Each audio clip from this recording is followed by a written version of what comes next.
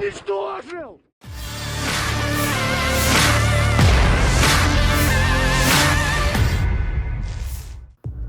Rekaman video dari helm tentara Azov yang bertempur di Mariupol, Ukraina beredar di media sosial. Videonya turut dipublikasi media barat The Sun Jumat 8 April 2022. Nampak dalam video, prajurit Azov berada di sebuah atap bangunan dengan senjata yang dapat mengeluarkan bola api, melintas sebuah tank Rusia berjenis BMP berwarna hijau dan berhenti di sekitar gereja bagian timur Mariupol. Saat senjata mulai ditembakkan, api pun keluar namun melesat dari target tank.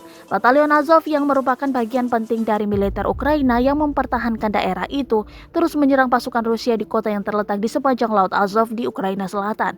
Batalion itu dimasukkan ke dalam pengawal nasional Ukraina untuk mendukung perjuangan Ukraina melawan Rusia.